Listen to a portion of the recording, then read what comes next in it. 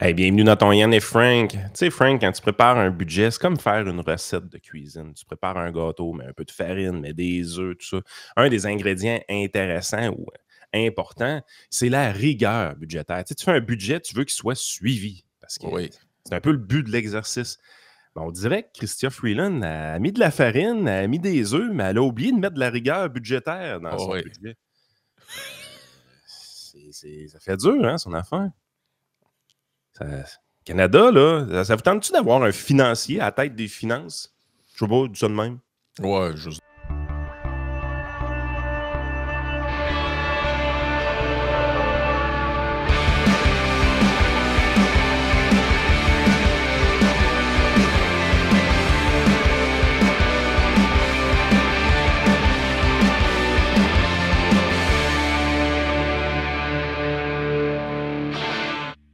Ben, c'est ça l'affaire, c'est que pendant que la team premier degré est en mental breakdown sur le Trump qui a appelé Trudeau le gouverneur de la Great State of Canada, c'est parce que là, de la manière que ça s'enligne, là, ils n'auront même pas besoin de nous annexer, ils vont nous acheter à rabais sur Marketplace.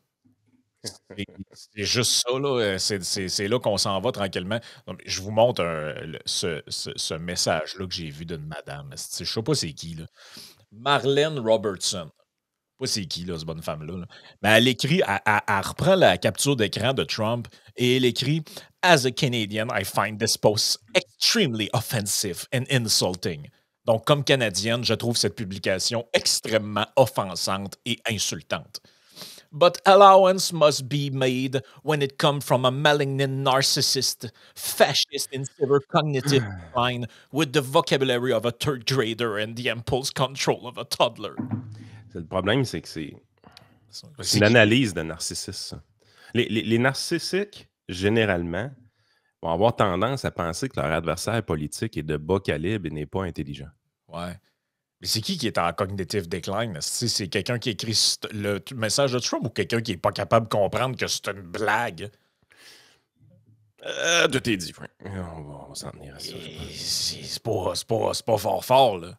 Hey, C'est là, pas fort. je ne fais pas souvent des plugs de ce genre-là, mais là, il faut en faire une. On n'a pas le choix. C'est qui? Il y a un bonhomme, mais il y a un Père Noël en arrière de notre patente. Mais il est là, ça. C'est Noël, là. Hey, fuck Noël. Non, mais là, c'est assez, là, les affaires quétaines, là. Important, des traditions. Oui, mais c'est quétaine. OK? Jean-François Caron, il est live présentement avec Jocelyn Coulon. Un podcast, il est vraiment bon, là, les amis. Là. Fait que faut, là tu vas prendre le temps d'aller sur YouTube. Tu vas chercher Jean-François Caron. Puis tu vas aller t'abonner à cette chaîne-là. OK? Et c'est du solide. Okay? C'est vraiment du solide. Faut que tu t'abonnes à ça. Ils sont live présentement. Ils nous parlent de la série. D'ailleurs, le podcast d'hier que vous avez fait, Frank, sur la série, là, vraiment, vraiment bon. C'est simple, c'est vulgarisé.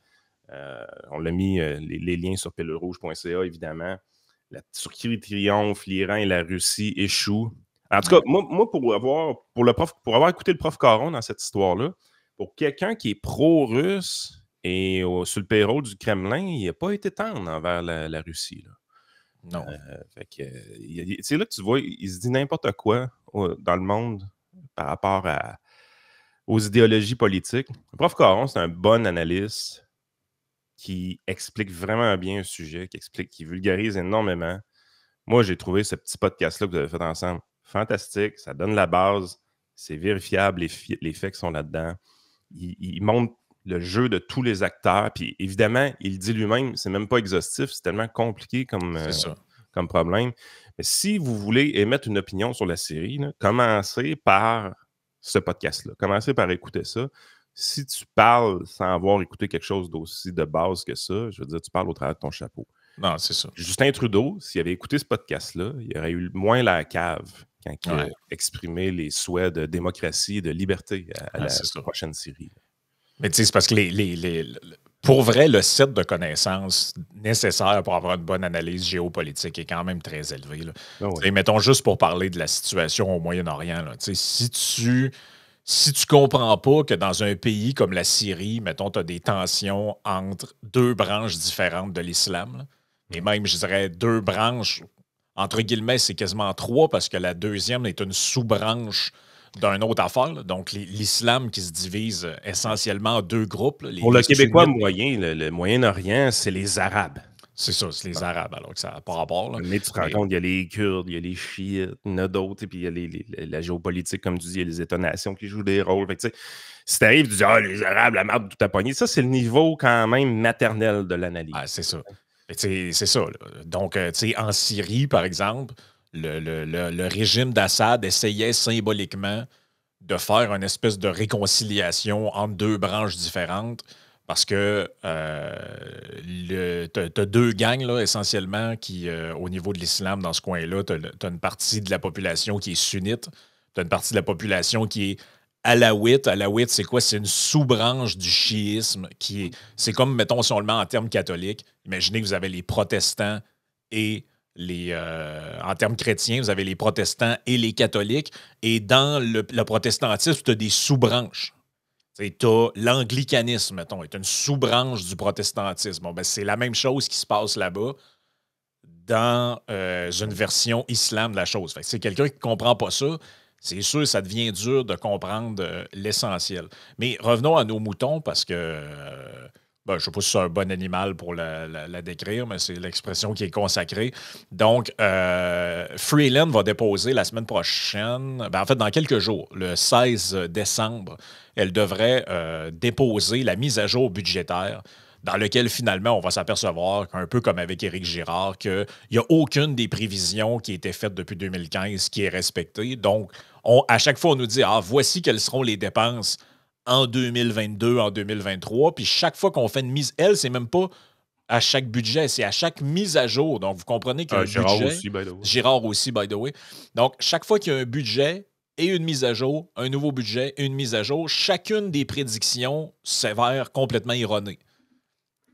Et je pense que Vincent avait envoyé un graphique là-dessus hier. Si tu es capable de le retrouver. Oui, c'est exactement ce que je cherchais. Okay, mais ce qui me fait chier dans cette histoire-là de mise à jour budgétaire, c'est que l'objectif, quand on a pensé à ça, là, on dit on va faire un budget au mois de mars, puis après ça, à l'automne, ça serait bon de faire une mise à jour budgétaire. L'objectif de cette mise à jour budgétaire-là, c'est de se dire, est-ce qu'on est en train d'accomplir le budget qu'on a fait au mois de mars? Donc, si la tendance se maintient, est-ce qu'on va dans la bonne direction? Est-ce qu'on dépense trop? Est-ce qu'on dépense pas assez? Est-ce qu'il y a plus de revenus que prévu? Blablabla. Donc, c'est une photo qu'on prend pour analyser vers où qu'on s'en va, puis est-ce qu'on doit ajuster un petit peu le paquebot?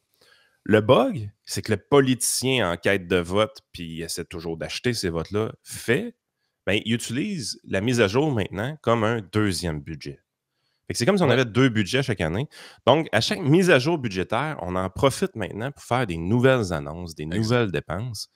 Puis ça, là, c'est un irritant parce que l'exercice budgétaire, traditionnellement, c'est censé être l'exercice le plus drabe du gouvernement, mais on a transformé ça en spectacle qui est à toute fin pratique une orgie de dépenses. Okay?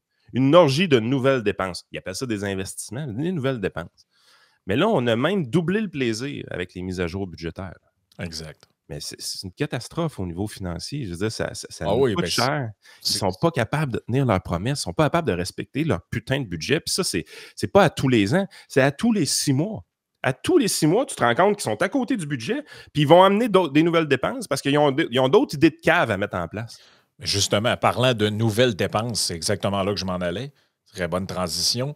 Donc, on apprend ce matin, en fait hier soir, très tard, dans le National Post. Donc, sans surprise, à l'exception des conservateurs, les députés ont approuvé 21,6 milliards de dépenses additionnelles du gouvernement Trudeau. Donc, ça s'en va autant dans des patentes par rapport. Là. Donc, ils ont acheté évidemment les votes du Bloc avec des compensations to Québec for Services to Asylum Seeker. Donc, ça, c'est toujours la même affaire. Le Bloc, à quoi il sert? Il sert à têter de l'argent pour le provincial. Donc, avec ça, ils ont juste à lui donner une enveloppe. Eux autres, tu lui pitches une enveloppe avec 100$ dedans, puis ils vont voter pour le budget. Fait que c'est pas compliqué, là. C'est essentiellement ça, là. Donc, le Parlement approuve les 21,6 milliards de de dépenses gouvernementales additionnelles dans un vote à la Chambre des communs, à la Chambre des communes, excuse. Donc, au dernier jour où ce truc-là pouvait être voté, on a accéléré le vote et ça inclut de l'argent pour des divers programmes, dont les First Nation Child Services, Dental Care and Compensation to Quebec for Service to Asylum Seeker. The Conservative Party, donc le Parti conservateur, s'est opposé entièrement à ces dépenses-là, alors que le Bloc québécois s'est opposé à une partie de ces dépenses-là, dont le 1,1 million que le gouvernement a annoncé pour combattre l'islamophobie. Ils sont-tu malades mentales? Excuse-moi, je vais faire un aparté, là, Yann. En ce moment, là, y a-tu de quoi qu'on se calisse plus que l'islamophobie? Oui. Excuse-moi, là, vous demanderez si vous connaissez des gens de la communauté juive à Montréal ou à Toronto, ces gens-là rasent les murs en ce moment. Là. Parce qu'il y a des cinglés dans les rues avec des drapeaux de la Palestine qui veulent leur faire la peau. Là. Je pense que le dernier des problèmes en ce moment au Canada, c'est l'islamophobie. Je ne sais pas où ils s'en vont avec les affaires. Le leader du NPD, lui, a dit que c'était pas assez. Il voulait 317 millions additionnels. Hey, lui, c'est pas trop stable. Non, mais sérieusement, là, si vous ne savez pas encore pour qui voter, allez lire cet article-là puis faites votre tête. Là. Mais sérieusement, si vous pensiez voter pour le gars avec un cône orange à la tête, là, vous avez un genre d'examen de conscience à faire. Donc là, je vous partage plutôt... J'ai trouvé le graphique que tu me demandais. Ah, OK. Bon, va. Regardez ça. Là. Ça n'a aucun sens. Aucun sens. Les projections des dépenses fédérales dans les programmes directs. Autrement dit, ce n'est pas les transferts aux provinces, c'est vraiment les programmes gérés par le fédéral. En pourcentage du PIB. Quand même important ce bout-là. Là. Ça veut dire qu'on a vraiment normalisé les choses. C'est pas on dépense plus parce que l'économie va bien. C'est vraiment un pourcentage du PIB. Ben, tu vois la ligne en rouge, le budget 2022, ils nous font croire que dans le budget 2022, ça va être 7% du budget initialement qui va être dans des dépenses de programme. Et ça va baisser éventuellement à 6,1%. Ça, dans le budget de 2022. Croyez-vous ça, vous, que ça va baisser? Okay? Bien, évidemment, c'est pas ça qui s'est passé. Parce que dès la mise à jour de 2022, finalement, c'était plus 7, c'était rendu 7,3. Oui. Puis, en bout de ligne, ce sera plus 6,1, ça va être rendu 6,4. Ah, OK. Pas pire. Mais ça, c'est juste 6 mois plus tard. Là. Budget 2023, 6 mois plus tard. Ah non. Là, c'est plus 7 ni 7,3, c'est rendu 7,5. Ça va bien? Oui, ça va très bien. Et puis là, tu dis, c'était en 2026-2027, c'était censé être 6,1. Là, c'est plus 6,1. C'est plus 6,4. On est rendu à 6,7. Tabarouette, vous êtes crédible? Fait que là, tu dis, OK, on continue à avancer. On va aller dans le budget 2024, celui du mois de mars. Là. Ben, tabarnache, on parle plus de 7%, on parle de 7,6. Hey, 0,6% de l'économie canadienne, là, c'est gros en sacrement. C'est de l'argent en crise. Là. Puis là, tout ça, c'est juste en 2 ans. Là. Ben oui. Ça a l'air plus long parce qu'il y a une période de 5 mises à jour / budget là-dedans. Là. Mais au total, on parle d'une séquence de 2 ans. Ben, carrément. Puis tu sais, tu regardes le point ici, le 24-25. On prévoyait que ce serait 6,6% du budget initialement. Ben là, on est rendu à 7,5%. C'est 0,9% de hausse. En pourcentage du PIB, là. C'est gigantesque, le PIB canadien. C'est incroyable. C'est hors de contrôle. Mais ça, là, c'est des incréments là, à tous les 6 mois. À tous les fucking 6 mois, on augmente les dépenses. Les dépenses directes. On ne tient pas compte des transferts aux provinces. Ça, c'est le programme des dents, c'est le programme des garderies, c'est les nouveaux chèques qu'on envoie directement aux citoyens. Puis pendant tout ce temps-là, on ne fait même pas notre part avec le temps. Là. On n'est même pas proche de 2% du PIB alloué au budget de l'armée. Non. Il y a des tampons dans les toilettes, par exemple. C'est parce que c'est hors de contrôle. C'est hors de contrôle, totalement. Je comprends que Stephen Harper avait fait une super belle job au niveau des finances publiques. Après Paul Martin, un libéral, qui avait fait une super belle job lui aussi au niveau des finances publiques, puis qu'on pouvait se permettre un petit party. Là. Mais là, on dirait que c'est all you can sniff à la fin du party. Là. Non, mais c'est parce qu'à un moment donné, là, 10 ans consécutifs. En fait, c'est parce que ce que ça amène comme réflexion au final, c'est la suivante. Pourquoi exactement faut qu'on paye des impôts? Non, mais c'est une vraie question que je pose. Là. Pourquoi est-ce qu'on doit payer des taxes et des impôts? Donc, là, pourquoi ils augmentent les taxes sur des affaires puis ils augmentent les impôts si de toute façon, parce que revenons à la base, là, le but d'un État, OK, c'est à des degrés différents de donner à la population certains services. Nous, on pense en tant que libéraux que les services à donner pour le gouvernement fédéral, ce serait essentiellement armée, frontières, bon, GRC, ce genre de trucs-là, on peut jaser. Tribunaux. Tribunaux, jusqu'à une certaine limite, la monnaie, banque centrale, tout ça. Le reste, c'est pas mal du taponnage que eux se sont auto-investis d'une mission. Donc, ça, c'est un débat. Pour subvenir à ces missions-là, ils nous cotisent. On paye de l'impôt. Soit vous le payez à la fin de l'année ou dans des versements trimestriels, ou vous le payez en déduction sur votre paye, et des taxes. Donc, chaque fois que vous allez acheter une bouteille de vin, il y a une taxe d'assises sur l'alcool. Chaque fois que vous allez acheter chaque fois que vous allez au restaurant, vous payez un 5 d'impôt qui s'en va directement de taxes qui s'en va directement au fédéral. Donc, ainsi de suite. À quoi ça sert de nous augmenter ces trucs-là si de toute façon, vous avez aucunement l'intention de respecter le budget? Donc, dans le fond, on vous envoie de l'argent. Vous devez composer avec cet argent-là pour faire marcher la machine. Mais vous autres, vous nous dites, depuis 10 ans, ben c'est pas grave. De toute façon, ça s'équilibre tout seul. Puis même si on défonce de 30, 40, 50 milliards par année, ça ne change rien. Ben pourquoi il faut que je paye plus de taxes et d'impôts? Pourquoi vous êtes allé jouer dans le gain en capital? Pourquoi vous êtes allé taponner tout ça? C'est une vraie question. Là. Pourquoi vous jouez là-dedans si, de toute façon, au bout du compte, bon, 40 milliards, 50 milliards, 60, pourquoi pas 100 aussi? Ça, je suis pas grave. Le but, parce que c'est ça son discours à Freeland encore. Et là, il y a Gardez une chose en tête. Là, le PIB canadien, là, c'est 2400 milliards. Fait que quand tu arrives, tu augmentes les dépenses directes comme ça de 0,9 du PIB. C'est l'équivalent de 21 milliards de dollars presque. Là. 20 milliards. Que tu t'es fourré dans l'espace là, de très peu de temps. Là. Ah, c'est complètement malade. Hey, 20 milliards, c'est de l'argent en sacrament. Moi, ça me fait capoter. Puis pendant tout ce temps-là, le PIB par habitant au Canada, il augmente pas. Même, il baisse un petit peu. Pensez-y, là, depuis 2015, le PIB par habitant canadien, il n'a pas bougé. Tout ce qui monte, c'est qu'on a accroissé la population. On a accroît la population. Mais le 100% des hausses du PIB canadien s'expliquent par la hausse de la population. Ouais. Fait que, tu sais, dire on fait baisser le ratio dette sur PIB, ouais, mais si on ne s'enrichit pas comme citoyen, ça ne change rien. Là. C'est juste en fait, la seule raison pourquoi il y a autant d'immigration au Canada présentement, c'est pour baisser le poids de la dette. Ouais. Arrêter de dépenser comme des crétins, ça ne leur tentait pas, ça? Non. Ça a l'air difficile. Écoute, avant de rentrer plus dans d'autres détails, on remercie nos commanditaires, Ranch Brand.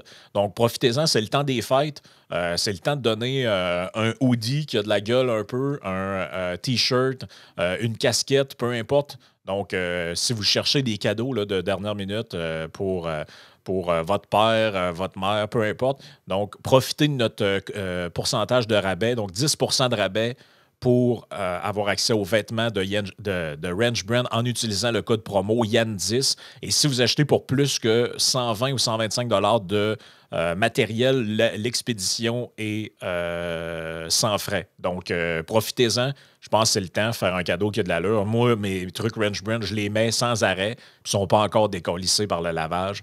Fait que c'est du bon matériel. Deuxième commanditaire, évidemment, TLF Dessin, qui est notre nouveau. Là, je vous ai fait un petit code QR, mais je rappelle que dans la description des podcasts, on a toujours les liens pour les différents commanditaires, le lien pour le Patreon, le lien même vers nos Twitter, nos X, pour le dire dans le bon langage. Donc là, vous avez le lien pour aller visiter leur site web pour collecter de l'information. Donc, qu'est-ce qu'ils font TLF Dessin? Business dans le domaine de la construction qui a réalisé des super gros projets, là, des constructions de bâtiments publics, des écoles. Ils ont travaillé sur le REM, sur le pont Champlain.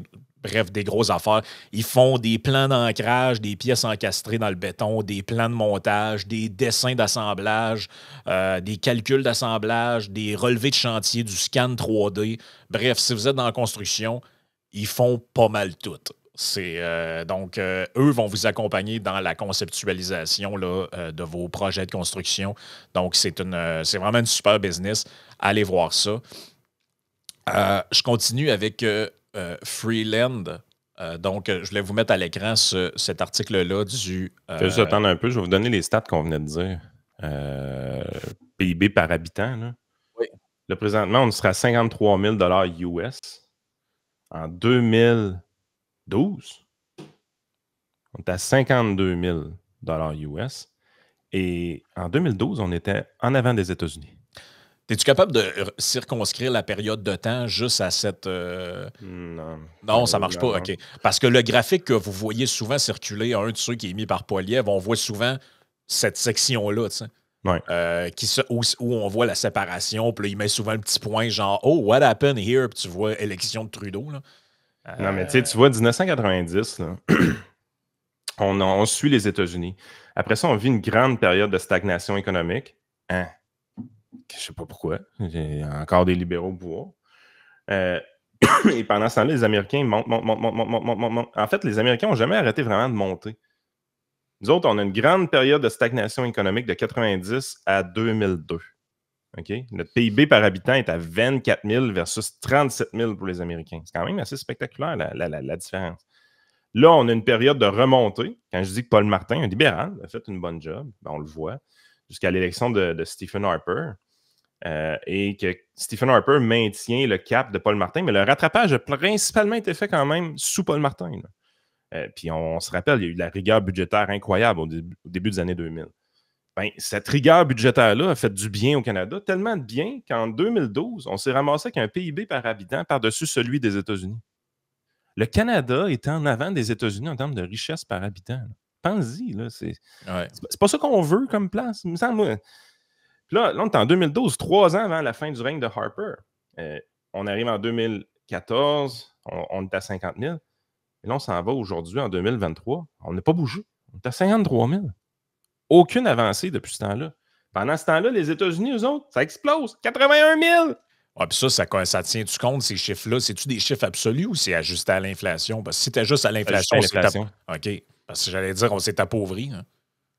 Non, écoute, non, c'est n'importe quoi. Là. Moi, je capote, là. C'est vraiment n'importe quoi. Hey, on était en avant des États-Unis. On les avait rattrapés. On avait passé en avant à d'eux. Ben oui. La journée qu'on était en avant à d'eux, pouf, on se paye Trudeau, puis let's go, on part. Oui, c'est ça. C'est toujours la même affaire. On se paye les pas bons après.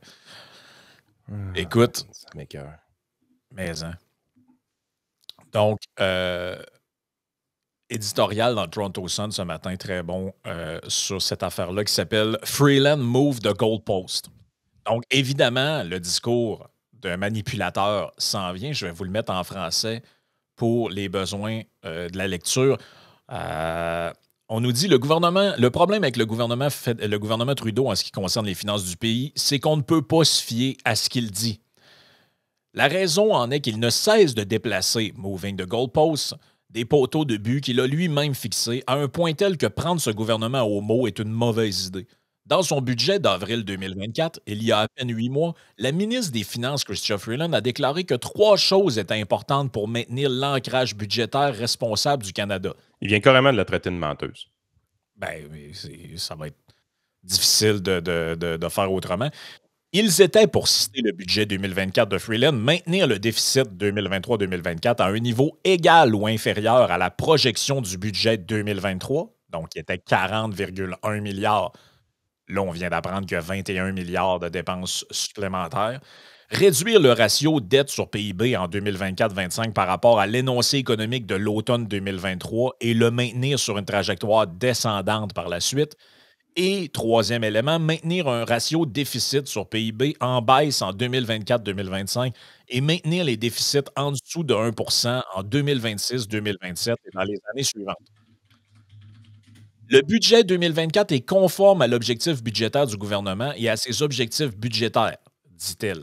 Étant donné qu'il s'agit des objectifs budgétaires du gouvernement fixés par la ministre des Finances elle-même, on pourrait s'attendre à ce qu'il soit cohérent avec sa déclaration économique de l'automne qui sera publiée dans quelques jours. Apparemment, non. Lorsqu'on a demandé mardi à Freeland si elle respectait ses propres objectifs budgétaires dans son propre budget d'avril, elle a répondu dans l'énoncé économique de l'automne de la semaine prochaine, vous verrez que le gouvernement maintient son ancrage budgétaire. C'est évidemment du langage de bureaucrate pour mentir. Ancrage budgétaire. Qu'est-ce qu'il ne faut pas qu'ils inventent, ces Christy de crosseurs-là, pour essayer de faire croire aux gens qu'ils ne sont pas si poches que ça. Ah, c'est ça. Plus précisément, il s'agit de réduire la part de la dette fédérale dans l'économie à moyen terme. Donc là, on a changé le discours. Les récits, quand on sera plus au pouvoir. Je m'attends à ce que le ratio dette-PIB prévu dans le budget du printemps pour l'exercice 2023-2024 soit respecté. Mais lorsqu'on l'a interrogé sur le déficit, étant donné que le directeur parlementaire du budget, Yves Giroux, a déclaré le mois dernier qu'il était probable que le gouvernement ait déjà dépassé l'objectif de 40,1 milliards de dollars jusqu'à 46,8 milliards de dollars, Freeland a répondu avec l'une des réponses en salade de mots du gouvernement Trudeau qui n'a pas répondu à la question. J'ai choisi mes mots avec soin car il est important d'être clair avec les Canadiens, a déclaré Mme Freeland. Il est important d'être clair avec les marchés financiers. OK. Whatever the fuck that means. C'est une Kamala Harris. Hein? Elle, c'est carrément Kamala Harris. Et dans le... Hey, j'ai un article à te montrer. On va rester un peu plus sur le PIB. Le PIB réel par habitant diminue. Pour le 6e trimestre consécutif, l'épargne des ménages augmente. Là, tu es là, tu dis, OK, il y a comme une mauvaise nouvelle puis une bonne nouvelle. Dans le fond, l'épargne des ménages qui augmente, c'est une bonne nouvelle. Puis le PIB réel par habitant diminue pour le 6e trimestre consécutif. Ça, c'est pas une bonne nouvelle. Tu te rappelles-tu, dans des podcasts économiques, Vincent Gelozo nous parlait de l'équivalence ricardienne. Et là, on remonte dans les premiers trios économiques qu'on a fait avec lui. Je vais te lire c'est quoi l'équivalence ricardienne. Puis on va revenir au titre après de l'article. Vous avez l'article dans la face, là, fait que relisez-le, puis je vais vous dire c'est quoi l'équivalence ricardienne. Est une théorie économique selon laquelle, lorsque l'État s'endette pour effectuer une relance budgétaire, les agents économiques sont capables d'anticiper rationnellement une future hausse des impôts et ainsi réduisent leur consommation, contrecarrant l'effet de la relance budgétaire sur l'activité. Cette théorie conclut à l'inefficacité des politiques budgétaires sur la croissance économique. Face aux résultats des études empiriques, plusieurs économistes ont proposé de nuancer la théorie de l'équivalence ricardienne. Mais cette équivalence ricardienne-là, c'est tout ça qui s'applique présentement au Canada? Les gens voient le gouvernement s'endetter comme des débiles. Donc, au lieu de consommer, ils choisissent d'épargner plus. L'épargne des ménages augmente. Ouais. Et le PIB recule parce que les gens consomment moins puis il y a moins d'activité économique. Autrement dit, mettons-le en termes très, très, très, très, très concrets pour que le gouvernement fédéral t'envoie un chèque de 250$, puis plutôt que d'aller t'acheter des cossins avec, tu le mets dans ton compte d'épargne parce que tu te dis, ouais, les temps plus durs s'en viennent, puis éventuellement, ils vont nous augmenter des tarifs puis des shit, fait que je me mets de l'argent de côté. Tu sais, normalement, on dit une économie est en récession quand ils ont 2 trimestres consécutifs de PIB à croissance négative. Pas de PIB négatif, comme nous aurait dit la presse à l'époque, là. Mais la croissance du PIB négatif. Ouais. Ben, c'est sûr que le PIB, ça peut augmenter de différentes façons. Ça peut augmenter à cause de l'inflation. Ouais. Ça peut augmenter à cause de la croissance de la population, puis ça peut augmenter grâce à une activité économique effervescente puis de la productivité, par exemple. C'est ça. Évidemment, vous comprenez que c'est la 3e façon d'augmenter le PIB qui est vraiment intéressante parce que c'est avec cette 3e façon-là qu'on s'enrichit. Mais comment tu fais pour mesurer la 3e façon pour exclure les autres? Ben, ce que tu fais, c'est que tu mesures le PIB réel par habitant. Fait que comme ça, tu tasses la composante d'augmentation de la population, tu tasses la composante de l'inflation, puis il te reste juste ce que tu veux vraiment. Est-ce que l'économie canadienne est en santé? Ben là, on est rendu à 6 trimestres consécutifs de décroissance dans cette mesure-là. 6 trimestres, 1 an et demi. Ça fait 1 an et demi que le PIB par habitant en dollars constants diminue. Donc, 1 an et demi plus tard, vous êtes plus pauvre. Okay? C'est long, 1 an et demi. 6 trimestres, c'est long. C'est pas officiellement une récession, ce qu'on est au Canada. Ça se qualifie pas encore pour les termes d'une récession. Mais c'est une stagnation, en tout cas, minimalement. Mais vous êtes plus pauvre. Exact. Vous êtes définitivement plus pauvre qu'il y a 1 an et demi. Oui. C'est sûr que si vous vivez dans un endroit défavorisé, venir d'une place de pauvre comme le Canada, c'est peut-être un upgrade pour vous. Donc, j'en profite pour remercier notre 3e commanditaire qui est Ready for Canada. Donc, ça convient à tous les besoins américains qui veulent se sauver du monsieur jaune orange. N'as-tu de ça pour vrai? Ben, je le sais pas. J'ai quelqu'un qui est au service frontalier, je pense que c'est un auditeur, qui nous a écrit éventuellement, puis il me dit qu'il est sur le gros De Niro Watch. Donc là, on regarde aux frontières. On regarde aux frontières si Tom Hanks, Oprah Winfrey ou De Niro avec ses semelles compensatoires va arriver pour se sauver. Mais pour l'instant, ça semble tranquille. Donc, si jamais ils veulent faire affaire avec Ready for Canada, donc aussi, vous avez le lien dans la description du podcast. Tous vos besoins en matière d'immigration, ça concerne également les gens qui sont sur le territoire en ce moment, mais qui sont résidents permanents et qui se demandent comment faire pour accéder à la citoyenneté ou encore des entreprises qui ont besoin de main-d'œuvre temporaire dans le domaine agricole notamment. Là, c'est quand même compliqué. Il y a de la paperasse à faire. Quand tu es en business, tu n'as pas toujours le temps de remplir du papier puis de gosser avec tout ça. Ben, il y a des services clés en main qui vous aident, qui vous accompagnent, puis vont peut-être vous dire que c'est pas dans votre secteur, c'est pas une bonne idée. Peut-être qu'ils vont vous dire, regarde quel programme auquel tu pourrais avoir droit. Donc, contactez-les et ça va répondre probablement à l'entièreté de vos questions sur ce sujet-là. Écoute, juste te présenter, avant qu'on passe au Patreon, l'autre article sur Freeland, donc l'édito de John Evidson qui s'appelle « La crédibilité de Freeland expirera la semaine prochaine ». Crème, ça a pris du temps, John. Oui, mais ils sont fins, ils sont plus généreux que nous autres. Okay. Mais en gros, il dit l'impact qu'une autre promesse non tenue en matière de déficit pourra avoir sur la réputation financière du Canada est pire. Et il dit un peu là-dedans, il dit là, c'est bien beau l'histoire de Trump et des tarifs, tout ça, mais ça se pourrait-tu qu'on se concentre sur les trucs qu'on contrôle? Et on n'a pas de contrôle sur ce qui se passe vraiment au sud de notre frontière. Par contre, on a un contrôle sur nos propres finances publiques, puis c'est ça qui est en train de nous plomber bien plus que n'importe quelle promesse d'un président élu. Et là, il dit, on a demandé à Chrystia Freeland si le déficit révisé pour 2023-2024 dans l'énoncé économique de l'automne de la semaine prochaine serait supérieur ou inférieur à 60 milliards de dollars, soit environ 20 milliards de plus que ce qu'elle avait annoncé dans le dernier budget. La ministre des Finances a pris l'air d'une enseignante de maternelle exaspérée.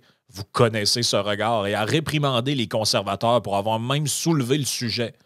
Je pense qu'il est très important de ne pas mettre en doute la crédibilité budgétaire du Canada, a-t-elle déclaré. Ben, si tu penses que c'est important, démissionne, fille. Démissionne. Je veux dire, c'est du. Et ils reprennent essentiellement la même affaire, mais on nous souligne là-dedans que dans une interview accordée à Bloomberg, elle a déclaré que le Canada tiendrait sa promesse de réduire le ratio dette sur PIB, mais n'a pas voulu commenter l'ampleur du déficit que la plupart des analystes prévoient bien supérieur à 40 milliards de dollars pour 2023-2024. Il est tout à fait possible que le ratio diminue, tandis que le déficit augmente parce que le PIB a été plus élevé que prévu. Bon, ça, on verra. Là. Écoute bien ça. Ça, c'est la stats killer. Le service de la dette représente désormais plus de 10 % des revenus du Canada et est supérieur aux dépenses consacrées à la défense nationale. Disons-le en termes concrets pour que tout le monde comprenne. Chaque fois que vous envoyez $1 au gouvernement fédéral, ils prennent 10 cents puis ils calissent dans le néant de la dette pour rembourser les intérêts sur le déficit. 10 cents dans la pièce. Tu sais quoi qui est spectaculaire après tout ça? C'est quand tu regardes la liste des pays qui ont encore un credit score ou un credit rating de AAA avec Standard & Poor's, le Canada est encore là. C'est débile, là. On vit sur du vieux gagné, j'ai l'impression. Ben oui. T'as 100% raison. Mais regarde la liste des pays, là. Australie, Canada, Danemark, Allemagne, Liechtenstein, Luxembourg, Netherlands, Switzerland, Norway, Sweden. Puis là, tu tombes à l'Union européenne 2A. Oups, Singapour 3A. Podcast intéressant qui s'en vient sur Singapour. États-Unis d'Amérique, double A+. On a une meilleure cote de crédit que les États-Unis. La bonne nouvelle pour le Canada dans cette histoire-là, c'est plus rapidement on se débarrasse de Freeland puis Trudeau, plus rapidement on peut faire le ménage, puis plus rapidement on peut protéger cette cote de crédit-là, AAA, qui est exclusive à très peu de pays sur la planète.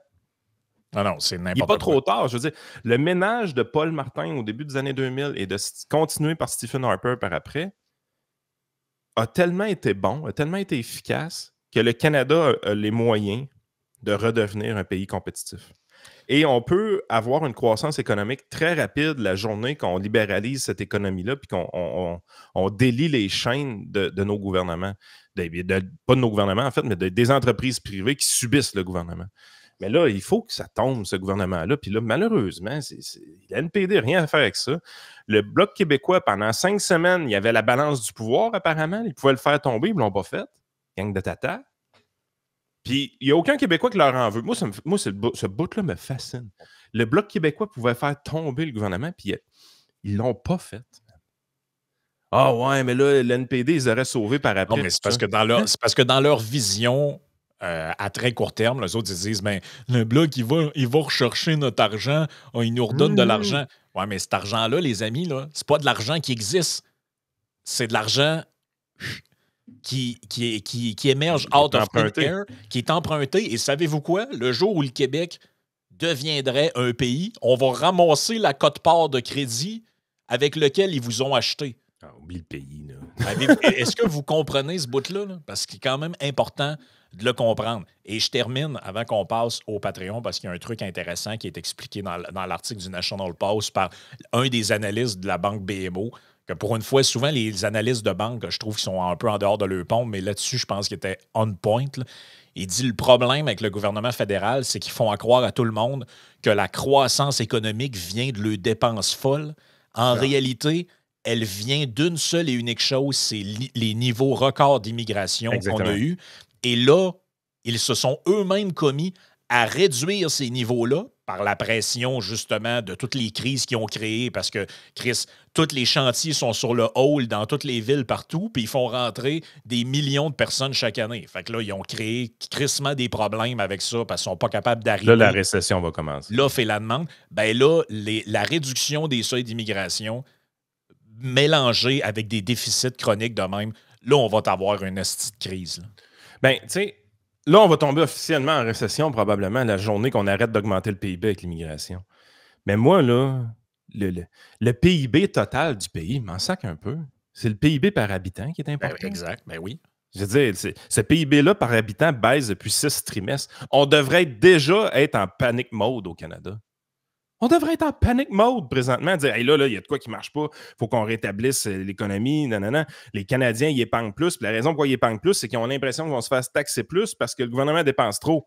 Christy, y a-tu quelqu'un qui peut allumer et dire hey, mettons que le gouvernement fédéral dépensait un petit peu moins d'argent? Est-ce que ça pourrait être bon pour l'économie? Ben moi, je pense que oui. Ça pourrait être bon d'allumer. Écoute, Patreon, pas mal de sujets. On a un retour sur le petit reportage dans lequel Joey était passé en tant que représentant.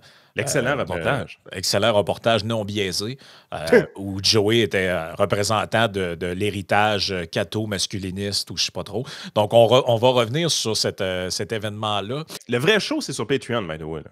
Si vous pensez que cette mise en bouche-là de 39 minutes, beaucoup trop longue d'ailleurs, d'habitude c'est 30 minutes, on a été vraiment généreux, c'est le temps des fêtes, on est généreux. Oh ouais. Mais le vrai show, il est sur Patreon. Plus de temps, le beat est plus relax, on va encore plus loin dans un sujet, plus en profondeur. Puis des fois, on est un petit peu plus méchant. Des fois. Pas tout le temps. Des fois, on est plus drôle aussi. Frank, il finit chaud tout le temps avec une joke de cul. Il n'y a pas d'allure, man.